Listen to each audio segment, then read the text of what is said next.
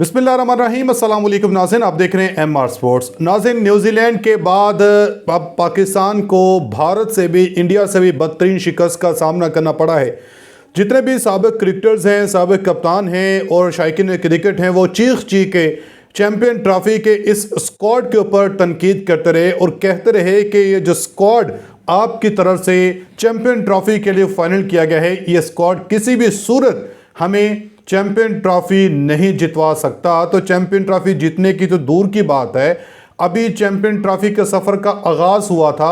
सफ़र शुरू होने से पहले ही आपका जो सफ़र है वो ख़त्म हो चुका है। आप अब चैंपियन ट्रॉफी से बाहर हो चुके हैं। अब अगर मगर की गेम रह चुकी है। बहुत मुश्किल है, बहुत कम चांसेस है कि अब पाकिस्तान जो है वो चैंपियन ट्रॉफी में अब मज़ीद आगे बढ़ सके।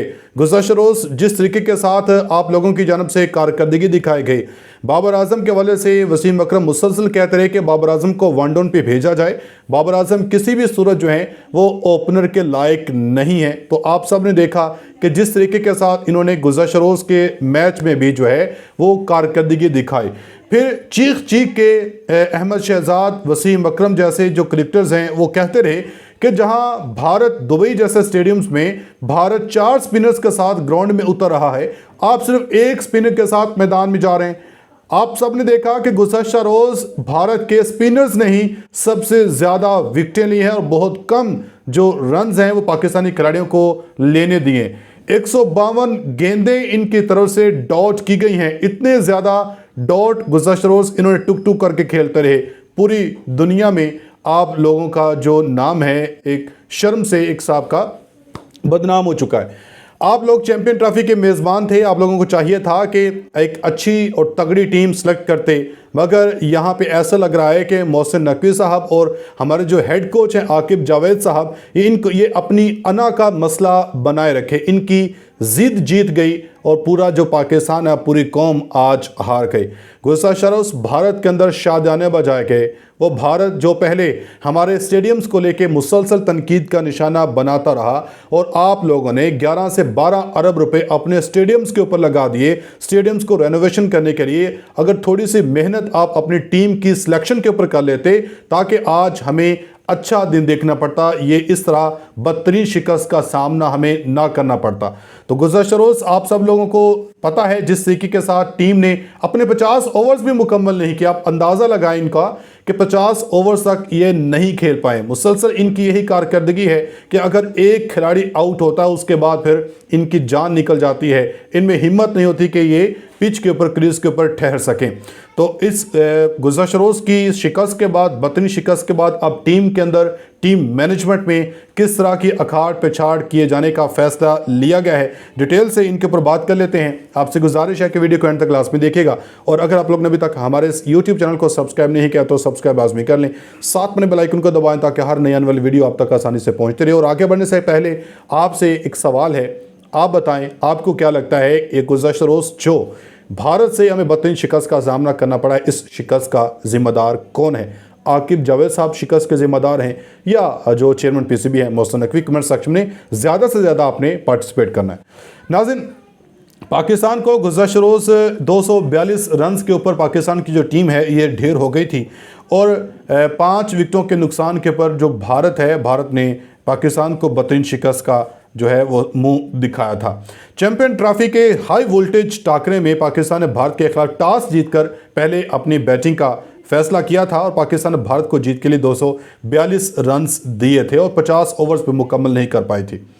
पाकिस्तानी बैटर्स की इनिंग्स की जो इब्तिदा थी, इब्तदाई 161 गेंदों पर डॉट बॉल्स की सेंचुरी बनी। पावर प्ले भी टुक टुक करके गुजारते रहे और पाकिस्तान की बैटिंग का वही पुराना हाल रहा कि तू चल मैं आया। एक जाता है और साथ ही जो दूसरा खिलाड़ी आता है वो 1 या 2 गेंद खेलने के बाद वो भी साथ ही घर चला जाता है। भारत के खिलाफ नाज़रीन पाकिस्तान ने 152 गेंदें ज़ाया की हैं।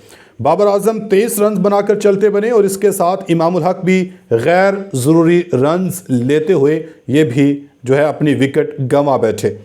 ओपनर ने पहले जख्म दिए। सऊद शकील और मोहम्मद रिजवान ने थोड़ा सा जो है वो अपनी अपनी क्रीज़ को जम के खेले, थोड़ी सी इन्होंने होप दिलाई कि हो सकता है अब जो पाकिस्तान है ये कुछ अच्छे रन्स दिखा सके। फिर मिडिल ऑर्डर ने सितम ढाया और ऐसा प्रेशर आया कि पाकिस्तान फिर संभल ना पाया और एक के बाद एक की विकेट जो है वो गिरती गई।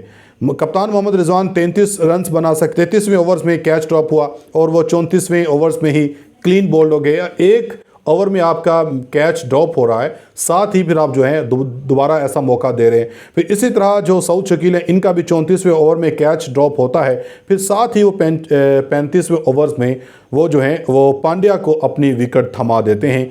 इनमें इतनी भी अकल समझ नहीं है कि अब हमें मौका मिला है अपनी विकेट बचाने का, थोड़ा सा संभल के खेलें, मगर ये अंडर प्रेशर फौरी तौर पे हो जाते हैं। तो तैयब ताहिर में 4 रन्स बनाकर चलते बने, सलमान अली अगा ने सिर्फ 19 रन्स बनाए और इनके बाद आने वाले शाहीन अफरीदी बगैर कोई रन्स बनाकर आउट हो गए। नसीम शाह सिर्फ 14 रन्स बना सके। पाकिस्तान की 9वीं विकेट 241 रन्स के ऊपर गिर गई और खुशदिल शाह ने 38 रन्स की जिम्मेदाराना इनिंग्स के लिए। खुशदिल शाह जो हैं फिर भी ये कुछ बेहतर इनिंग्स खेल चुके हैं। अब बदतरीन शिकस्त के बाद नाज़रीन, पाकिस्तान ने या जो टीम सिलेक्शन है, पीसीबी मैनेजमेंट है, इसके अंदर अब अखाड़ पछाड़ का फैसला किया गया। अब तो आपने फैसला कर लिया है कि टीम के अंदर तब्दीलियां होनी चाहिए, अखाड़ पछाड़ होनी चाहिए। जब गुज़श्ता ट्राई सीरीज़ के बाद भी मुसलसल आपके ऊपर तनकीद की जाती रही, मुसलसल शायकीन क्रिकेट और जितने भी एक्स खिलाड़ी हैं वो चीख के कहते रहे कि आप अपनी इस टीम के अंदर तब्दीलियाँ कर लें ताकि आप एक बड़े इवेंट का आगाज़ करने जा रहे हैं, आप मेज़बान मुल्क हैं। अगर आपका आगाज़ ही अच्छा ना होगा तो फिर आपने क्या खाक फाइनल में पहुंचना है या इस ट्रॉफ़ी को जीतना है। तो इस हवाले से नाज़रीन, अब चैम्पियन ट्रॉफ़ी में भारत से बदतरीन शिकस्त के बाद कौमी टीम और मैनेजमेंट के अंदर अखाड़ पछाड़ का फैसला हो चुका है। ज़राए ने बताया कि पाकिस्तान क्रिकेट बोर्ड पीसीबी ने दौरा न्यूजीलैंड में नए खिलाड़ी आजमाने का फैसला किया है। डोमेस्टिक क्रिकेट में नुमाया कारकर्दगी दिखाने वाले खिलाड़ियों और स्ट्राइकर कैंप के प्लेयर्स को कौमी टीम में शामिल करने का फैसला किया जा रहा है। अब ये फैसला कर रहे हैं, तो पहले आपने ये फैसला क्यों नहीं किया था। स्ट्राइकर कैंप के हेड कोच अब्दुल रज़ाक को भी मुशावरती अमल का हिस्सा बनाया जाएगा। टीम मैनेजमेंट में भी तब्दीलियों का इम्कान जाहिर किया जा रहा है, जबकि कोचिंग स्टाफ में रद्दबदल के हवाले से भी मुशावरत की जा रही है। पाकिस्तान क्रिकेट टीम 16 मार्च से 5 अप्रैल तक न्यूजीलैंड का दौरा करेगी।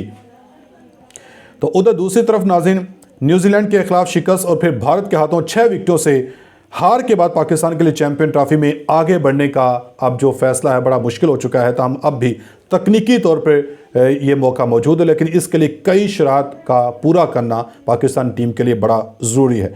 पाकिस्तान को 27 फरवरी को रावलपिंडी में बांग्लादेश के खिलाफ मैच बड़े मार्जिन से जीतना होगा, लेकिन सिर्फ जीत काफ़ी नहीं होगी और न्यूजीलैंड को भी अपने दोनों मैचेस यानी पहले बांग्लादेश और फिर भारत के खिलाफ हारना होगा। और न्यूजीलैंड ऐसा कभी नहीं, अगर न्यूजीलैंड भारत के साथ हारता भी है तो बांग्लादेश के खिलाफ न्यूजीलैंड कभी भी मैच हारेगा नहीं। अगर कीवी टीम में दोनों मैच हार भी जाती है तो भी फैसला रन रेट पर होगा, जिसके लिए पाकिस्तान को भारी मार्जिन से कामयाबियां दरकार होगी। और पाकिस्तानी शायकीन के लिए 26 फरवरी को न्यूजीलैंड और बांग्लादेश के दरमियान मैच नहायत अहम होंगे। अगर न्यूजीलैंड ये मैच जीत जाता है या बारिश के बायस मैच बेनतीजा रहता है तो पाकिस्तान टूर्नामेंट से बाहर हो जाएगा। तो हम अगर बांग्लादेश न्यूजीलैंड को शिकस्त देता है तो पाकिस्तान की उम्मीदें जिंदा रहेंगी और बांग्लादेश के खिलाफ मैच फैसला कुन अहमियत इख्तियार कर जाएगा। अपनी फीडबैक का ज़रूर कमेंट सेक्शन में लाजमी दीजिएगा। अपना बहुत सारा ख्याल रखिएगा। मिलेगा अगली वीडियो में, तब तक के लिए अल्लाह हाफिज़।